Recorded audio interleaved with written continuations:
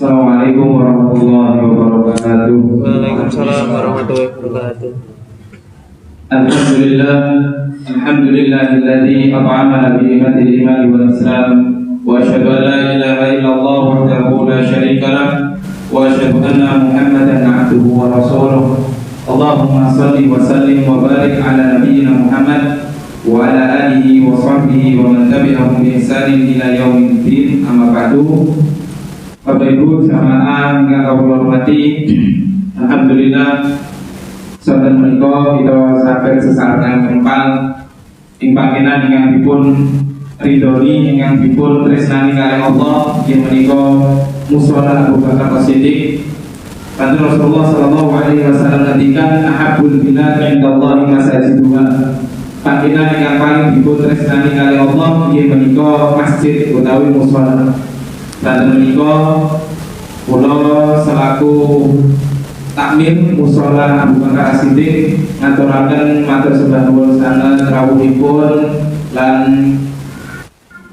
ampun ngantos bosen-bosen nalikane kula undang berarti insyaallah agenda niki kegiatan menika buka puasa sama menika insyaallah rutin tiap dinten Ahad.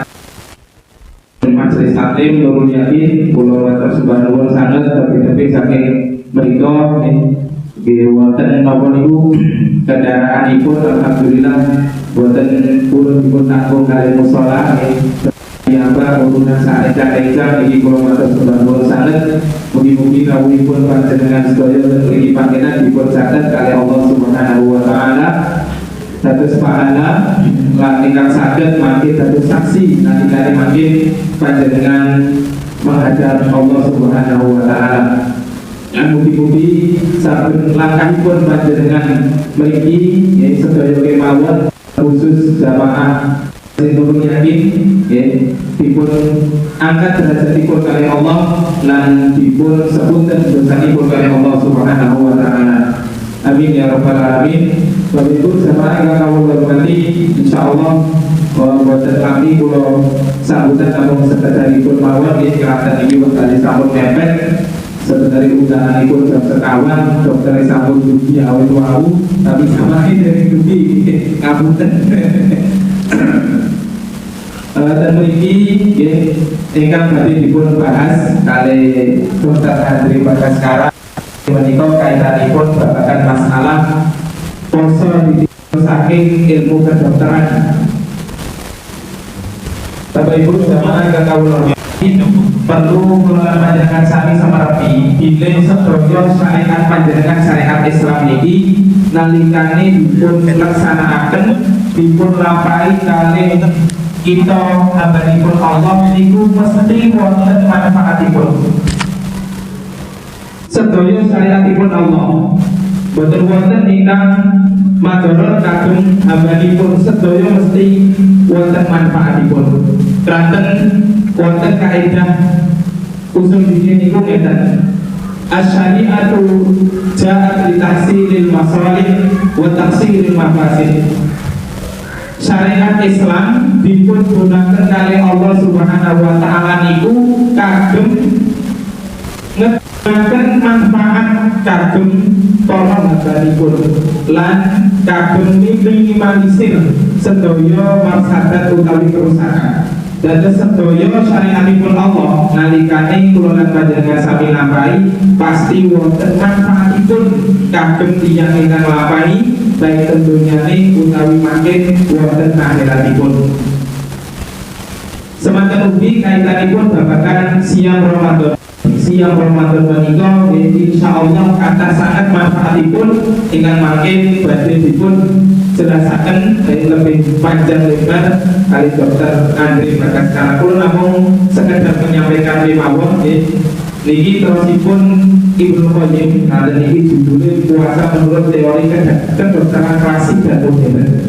Dr. Andri makin bahas kaitanipun secara teori kedokteran modern niku diskusi niki kula namung jelasaken mawon secara teori kedokteran klasik bilih poso niku terusipun Ibnu Qayyim manafi'uhu tafutu al-ihsa'u. Terusipun Ibnu Qayyim manfaatipun poso niku kathah sanget boten saged dipun hitung saking kata ini. Walau tatirun ajibun, wonten manfaat ingkang luar biasa ingkang nomor 9 fi'il bisihah, saged jadi kesehatan yang ingkang poso. Wa inna batil fadolati, lan ngedalaken ekskresi utawi ngedalaken zat-zat ingkang kirang berguna kagem tubuh manungsa. Ini diantara fadilah poso ditinjau saking ilmu kesehatan. Lan tersipun Ibnu Qayyim dan Mujiyudi poso itu saged wa huwa anfa'u syai'in li ashabil amzikati al-baridati al-burukati. Aku berbagi poso itu sangat manfaat kagem tiyang ingkang gadhahi badan ingkang unsur menika dingin. Maksudipun berunsur dingin itu tiyang ingkang badane menika lebih banyak unsur dinginipun utawi tiyang ingkang terlalu banyak dahak utawi lendir tubuhipun itu sangat bermanfaat sekali. Kalau lantaran sami mungkin kita seingat tahun 2020 utawi tahun 2019 wonten Covid niku nalikane Ramadan niku angka tiyang ingkang Covid niku berkurang. Kanten Covid niku kan hampir meh sami kali flu. Sifatnya niku bikin lebah. Nah, poso saged ngobati utawi saged manfaat kagem tiyang ingkang sistem tubuh niku kata dingin lembabipun. Nah niku makin ya saged dipun jelasaken insyaallah panjang lebar kali Dokter Andre pada sekarang aku ingkang membidangi ilmu kedokteran menika. Terus niki kula namung nyebataken sebagian manfaat poso saking kedokteran klasik Arab. Terusipun Ibnu Qayyim di dalam kitabipun At-Tibbun Nabawi. Jadi itu ingkang saged kula aturaken sekedar mukadimah utawi sambutan. Kirang langkung kula nyuwun pangapunten. Wallahu taala a'lam bishawab wal ilmu indallah. Kula pangsulaken dhateng MC. Matur suwun. Assalamualaikum warahmatullahi wabarakatuh. Waalaikumsalam warahmatullahi wabarakatuh.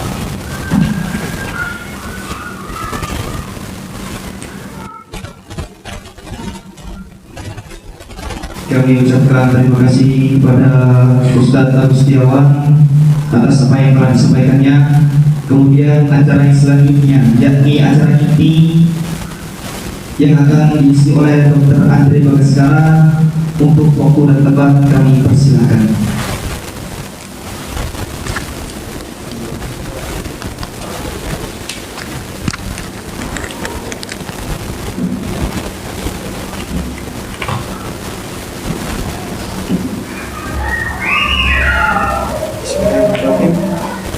Assalamualaikum warahmatullahi wabarakatuh. Waalaikumsalam. Innal hamdalillah nahmaduhu wa nasta'inuhu wa nastaghfiruhu wa na'udzu billahi min shururi anfusina wa min sayyiati a'malina. May yahdihillahu fala mudhillalah wa may yudlilhu fala hadiyalah. Wa asyhadu anna Muhammadar wa asyhadu an la ilaha illallah wahdahu la syarikalah wa asyhadu anna Muhammadan abduhu wa rasuluh. Amma ba'du. Pertama-tama marilah kita panjatkan puji syukur atas kehadirat Allah Subhanahu wa taala yang telah melimpahkan dua nikmat yang paling luar biasa yang sering dilupakan oleh manusia. Yang pertama, nikmat berupa kesehatan. Yang kedua, nikmat berupa waktu luang. Ini nikmat yang luar biasa, jemaah. Sampai saat ini pun kalau IGD-nya penuh, rawat inapnya penuh. Jadi banyak kasus demam berdarah, banyak kasus infeksi paru-paru yang terjadi akhir-akhir ini. Oleh karena itu, jenengan sakit rawuh di sini dengan keadaan sehat walafiat itu adalah sebuah kenikmatan yang luar biasa. Nikmat yang kedua yaitu waktu luang.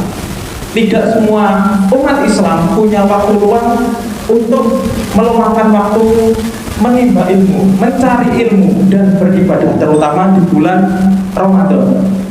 Salawat serta salam semoga tetap tercurahkan kepada Nabi Muhammad SAW yang telah menunjukkan kita semua umat Islam dari zaman jahiliyah menuju zaman yang terang benderang.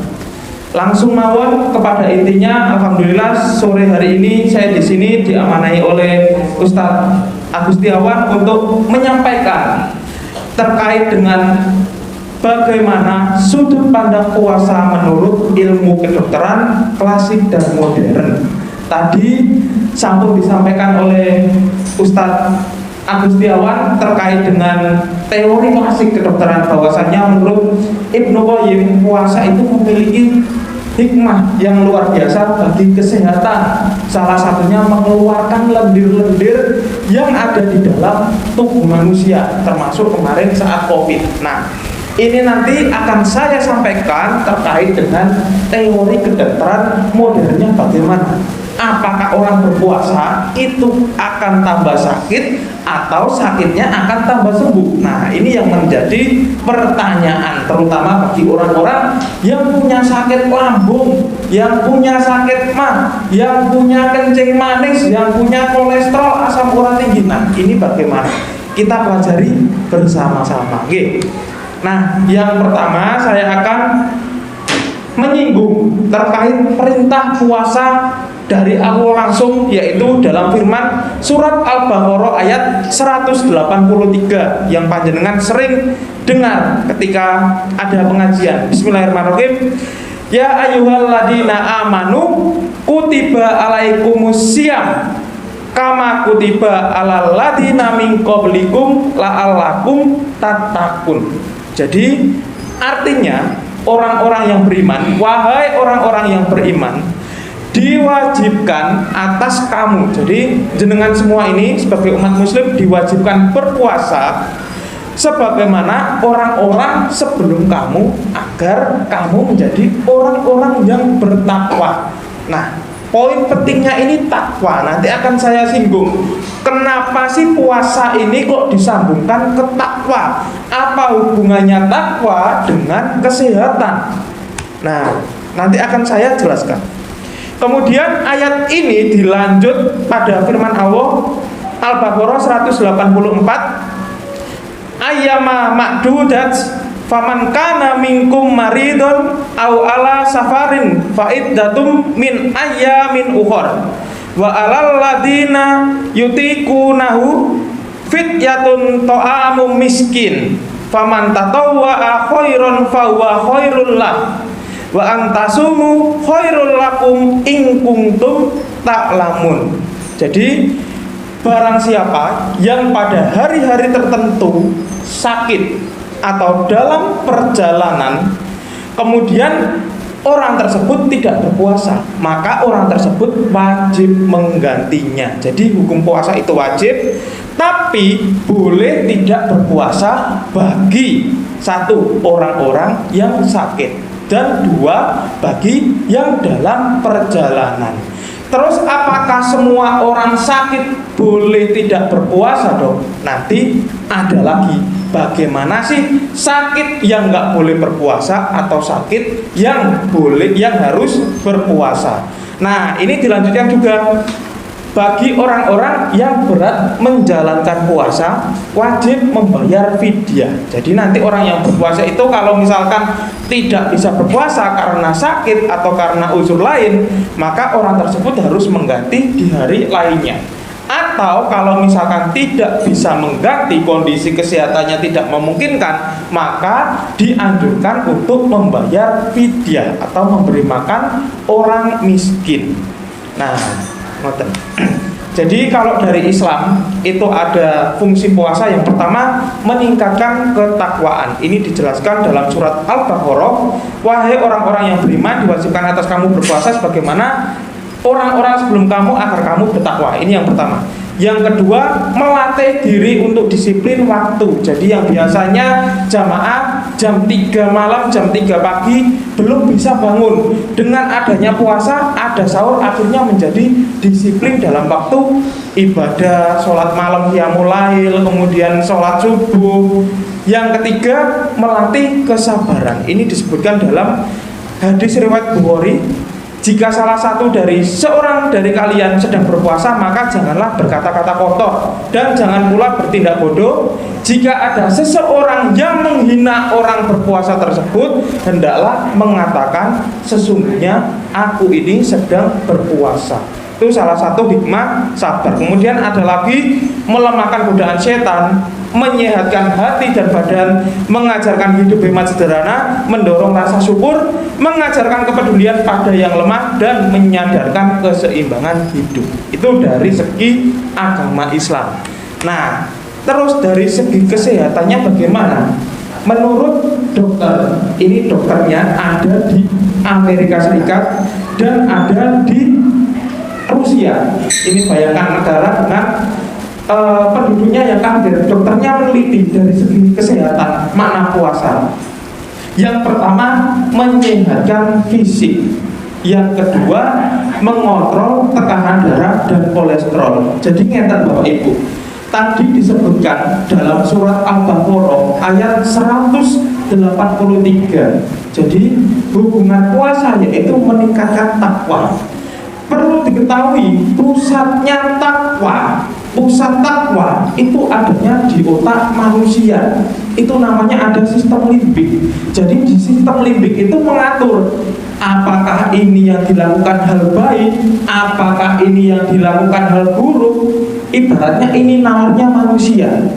Kalau otak sistem limbik ini tadi kehilangan tempatnya, maka manusia kehilangan akal benarnya.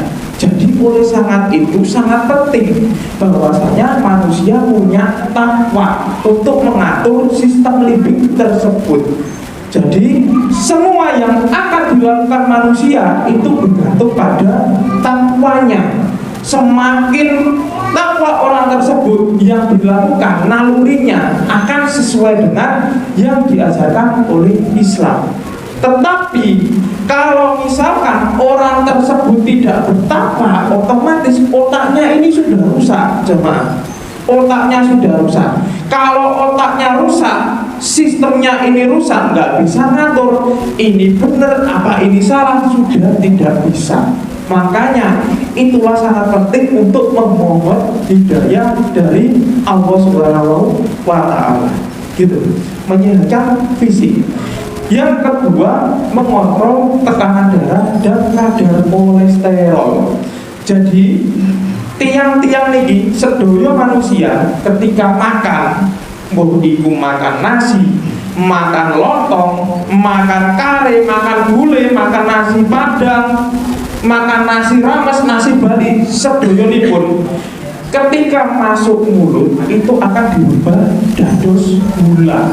Jadi boten kok jenengan dah sepul mantung iku ndugi perut, sepule dikirim ten sel tubuh boten.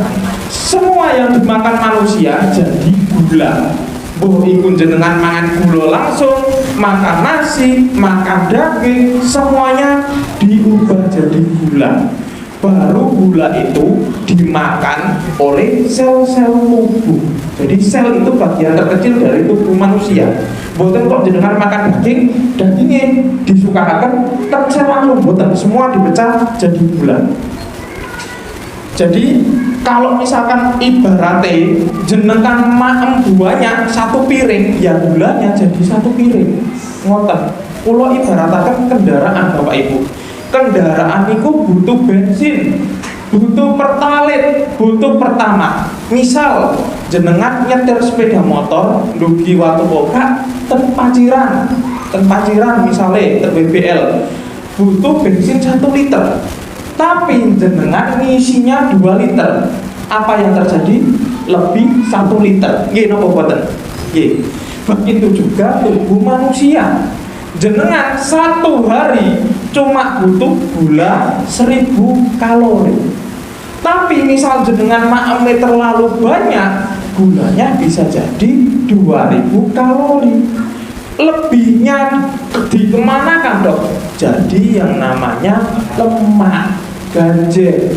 Makanya tiap lemak banyak akan diubah jadi lemak. Ngapunten, badannya jadi lebih besar. Nyimpen di perut, nyimpen di bahu, nyimpen di pinggang. Itu akibat dari kelebihan bensinnya. Wow. Kalau bensinnya tadi kelebihan, gulanya berlebih tadi yang dijadikan lemak, itu akan menyebabkan penyakit kolesterol. Jadi lemak itu salah satu jenisnya itu kolesterol. Makanya kalau jenengan ketika tes kolesterol kadarnya tinggi, berarti ada masalah di pola makan jamaah-jamaah sedoyo. Niku harus dirubah karena sedoyo sing jadi kolesterol itu awal mulanya bisa juga dari lebihan gula yang dimakan tadi. Ngoten. Terus sumber kolesterol yang kedua bisa jadi dari dalam tubuh sendiri. Jadi tubuh niku damel kolesterol.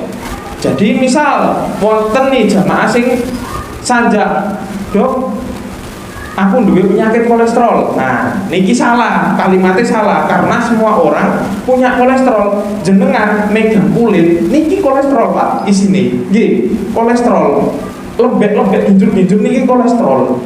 Tapi yang salah itu kalau misalkan kolesterolnya berlebih, itu yang salah. Jadi semua manusia punya kolesterol, yang salah kalau berlebihan. Nah, inilah hikmah Allah memerintahkan berpuasa. Jadi dengan berpuasa ibaratnya manusia ini bensinnya akan akan habis, masih ada sedikit. Karena bensinnya ini kurang, nggak dimasukin nasi, nggak dimasukin es, nggak dimasukin kare dan lain-lain, lemak tadi sing wis disimpen jadi gaje tadi dipecah buat menggantikan bensinnya tadi. Akhirnya yang tadi menjadi ancaman penyakit sekarang menjadi bermanfaat bagi tubuh manusia. Ngoten. Luar biasa. Jadi hal yang sebenarnya menumpuk jadi penyakit disulap dengan cara berpuasa menjadi energi yang didaur ulang lagi. Bayangkan jenengan makan nasi, makan gula berlebihan jadi lemak tadi. Kalau tidak berpuasa, lemak ini akan semakin numpuk jadi penyakit. Nopo mawon penyakit jantung koroner, penyakit stroke, penyakit lumpuh macam-macam.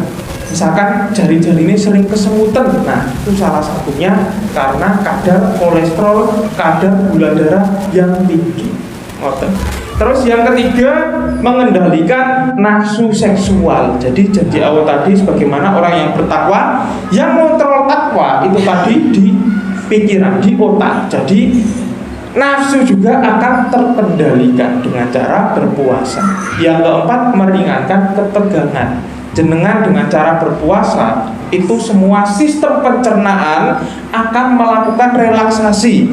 Ibaratnya tadi lambung dari mulut, kerongkongan atau esofagus ke lambung itu tadi yang kerja terus, jam 11 makan, jam 1 makan, jam 3 makan, habis maghrib makan, kerja terus. Itu diberikan Allah waktu istirahat. Ibaratnya misal jenengan jamaah ini ketemu di luar, wong iku kok kerjane terus sampai wajahnya naudzubillah, sampai koyok tuwek, sampai koyok pegel, lelah. Nah, seperti itu.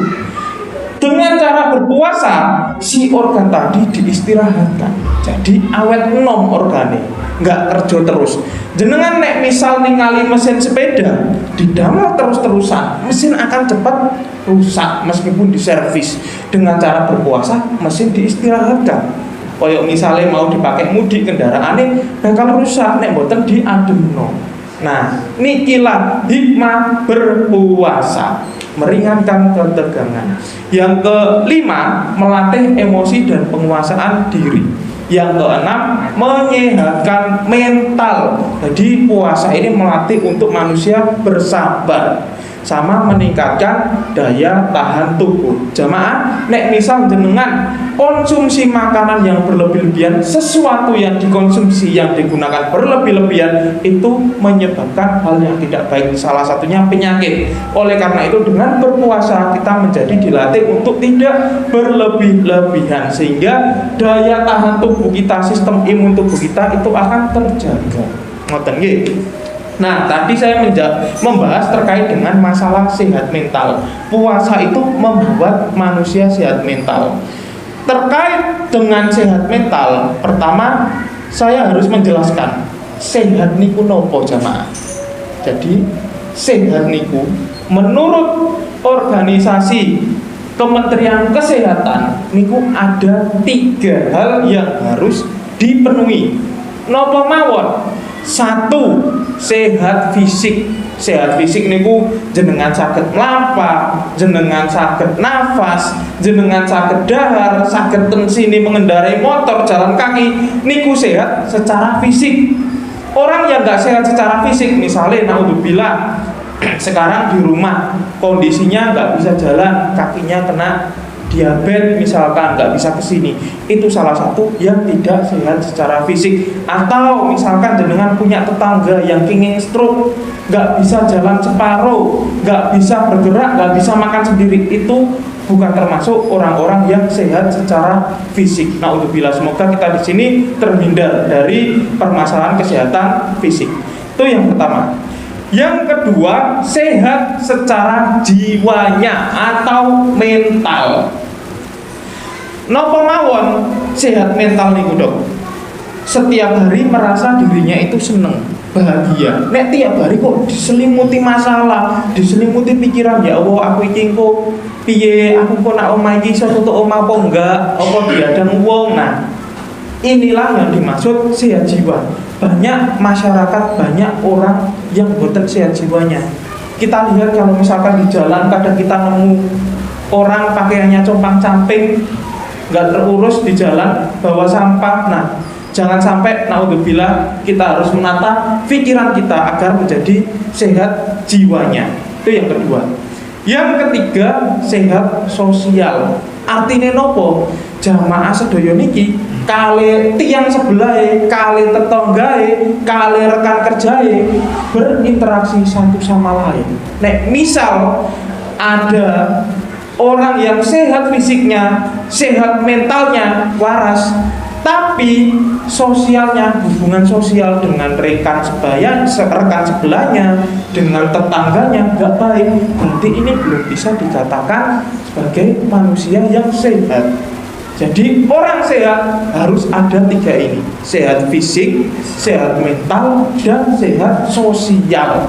Itu nggih, harus ada itu. Naudzubillah, kalau misalkan semoga jamaah semua di sini termasuk orang yang sehat secara fisik, sosial, dan jiwa. Amin ya rabbal alamin.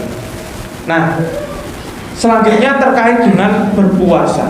Berpuasa ini terkait dengan urusan lambung, terkait urusan perut.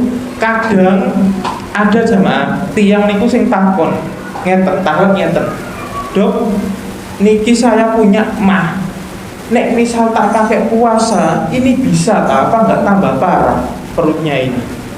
Nah, ini pertanyaan yang salah. Ini pernah ada penelitian jamaah. Biasanya orang-orang dengan sakit mah itu tak jelaskan dulu. Ma itu bentuknya lambung bulat kayak iklannya Proma. Nah, sponsor nih ikannya Proma dan lain-lain itu di TV, bentuknya kan kayak kantong gitu. Di lambung itu ada yang dinamakan asam lambung, diproduksi terus. Fungsinya nopo asam lambung niku luar biasa yang jenengan semua mboten ketahui. 1, menawi jenengan maem daharane niki kotor, dihinggapi lalat, dihinggapi serangga, atau terkena kuman dari jalan, jenengan maem. Fungsinya asam lambung membunuh kotoran itu. Bayangkan jenengan boten punya cairan asam lambung, pasti kuman-kuman kayak wau ten perut masih hidup. Jenengan termakan telur lalat masuk ke mulut, lalu ngedok di dalam, boten sakit mati. Tapi mukjizatnya dari manusia ini, luar biasanya dari manusia ini, diciptakan oleh Allah dengan cairan asam lambung. Jadi semua yang jenengan makan yang awalnya kotor, boten dicuci atau terkontaminasi kuman masuk lambung jadi steril. Niku, nek jenengan pengen tahu asam lambung wujudnya kayak gimana, misal jenengan mual terus muta kan lahirnya panas, itu yang namanya asam lambung, cairan bening panas tenggorokan, niku asam lambung. Nah, asam lambung niku sebenarnya selain fungsi dari membersihkan makanan, yang kedua itu membantu mencerna makanan dan makanannya lebih mudah dibunya sama perut. Nah, pada orang-orang yang terlambat makan, jadi yang merangsang asam lambung niku banyak jemaah. Yang pertama, jenengan melihat makanan kan akhirnya kadang ada yang aku ndelok iki kok jadi lesu. Nah, itu salah satu hal yang mempengaruhi persarafan. Jadi tiang niku ningali makanan mawon sudah bisa lapar. Bahkan tiang juga sudah bisa, misalnya sekarang lapar, delok fotone rendang mawon, kadang wis wareg. Nah, niku masalah persarafan, masalah sugesti. Jadi Allah itu menciptakan saraf ketika kita melihat makanan jadi nafsu makan, jadi kita tertarik untuk makan. Nah, itu yang menyebabkan asam lambung meningkat. Jadi adanya kita melihat makanan kita jadi ngiler, jadi pengen, jadi asam lambungnya agak meningkat produksi. Terus yang kedua, asam lambung itu terus menerus diproduksi, gak peduli ada makanan atau tidak, terus menerus diproduksi. Ketika jenengan tidak makan, itu asam lambung akan menumpuk di perut, nggak ada yang menetralkan. Berbeda kalau misalkan jamaah dahar sekul terus kecampur kalau asam lambungnya jadi netral, namanya asam lambung ya pastinya asam, korosi tenggorokan mawon panas nopo malih kenging lambung gitu. Nah, ketika tiang niku mboten dahar, madarane kosong, di lambung itu akan semakin banyak produksi asamnya. Kalau semakin banyak, dinding lambungnya itu semakin iritasi, lecet. Bahkan kalau misalkan diteruskan, dibiasakan boten makan, bisa jadi lambungnya bocor. Ngoten. Jadi sesensitif itu asam lambung niku dindingnya. Nggih. Nah, terus kalau misalkan ada makanan, asam lambung tersebut perlahan ternetralisir. Tapi jamaah, sifat asam lambung ini semakin banyak makanan yang dikonsumsi, juga asam lambungnya semakin banyak. Makanya dalam Islam menganjurkan kalau misalkan makan itu jangan sampai kenyang. Ini tujuannya. Kalau perutnya kosong, asam lambungnya bisa naik. Kalau perutnya terlalu kenyang, asam lambungnya juga naik. Jadi harus sedang-sedang saja. Ngoten. Nah, ada penelitian yang mengatakan bahwasanya sakitnya orang asam lambung kalau misalkan dia telat makan, misalnya biasanya harusnya mami jam 7 injing, tapi jam 11 dereng dahar niku sering kumat daripada tiang sing berpuasa Ramadan. Anehnya itu, padahal perutnya sama-sama kosong, tapi pada lambung orang yang berpuasa itu jarang kambuh. Ngoten, itu penelitian yang sudah pernah dilakukan. Ngoten jamaah. Nah, karena asam lambung tadi bisa berbahaya bagi pencernaan. Sebenarnya wonten banyak penyakit yang berhubungan dengan saluran cerna.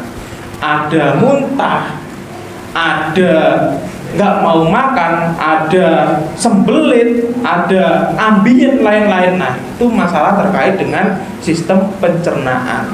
Terus ada lagi penyakit yang kedua yang berhubungan dengan asam lambung. Karena ini terkait puasa, jadi masalahnya di asam lambung. Yang kedua terkait asam lambung yaitu GERD, gastroesophageal reflux disease. Jadi rasane niku jenengan koyo kudu balik sendawa, tapi koyo kudu balik. Nate ngalami?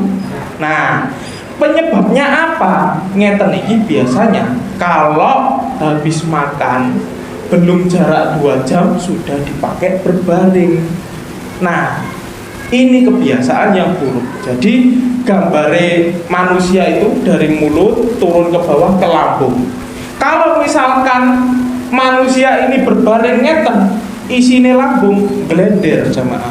Nah, di sini itu ada pintunya, di tenggorokan itu ada pintunya. Ibaratnya nek galon kan ada mulutnya yang atas. Nah, kalau misalkan posisinya ngadeg, airnya nggak bakal keluar. Tapi nek jenengan gulikno, airnya bakal blender. Nah, itu yang terjadi pada masalah orang yang sering sendawa koyo kudu muntah.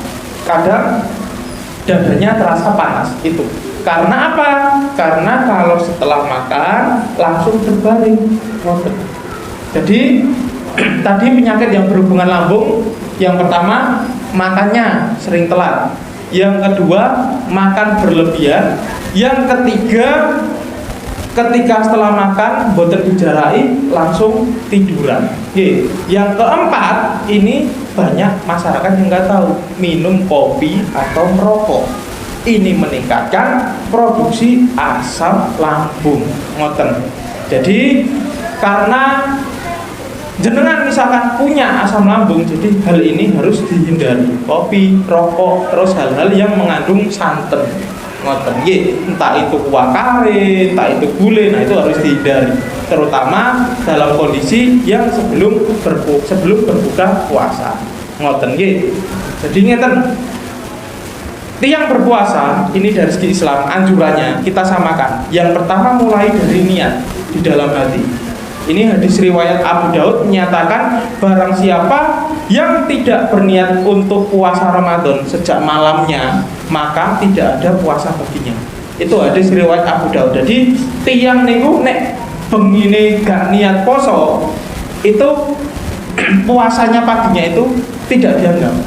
Ada yang bilang seperti itu dari hadis riwayat Abu Daud. Ngoten nggih. Jadi sangat penting niat dalam menjalankan suatu ibadah itu.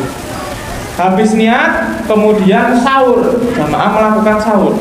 Nah, sahur ini ada anjuran dari hadis riwayat Bukhari dan hadis riwayat Muslim bahwasanya makanlah sahur karena sesungguhnya pada sahur itu terdapat berkah. Nah, khusus untuk orang-orang dengan asam lambung, tadi kan kalau misalkan perutnya kosong, niku asam lambungnya tambah dhuwur, tambah sakit madarane, tambah perih, keluarnya perih, mual, senep, kembung, niku gejalanya asam lambung tinggi. Oleh karena itu, cara biar kita terhindar dari sakit asam lambung selama berpuasa, yaitu salah satunya dengan sahur. Ngoten, jadi perutnya nggak kosong. Sahur, terus mengakhirkan sahur, jangan sampai sahurnya dilobok terus. Sudah makan sahur, kok ono iki yo durung tak makan, ditambah lagi.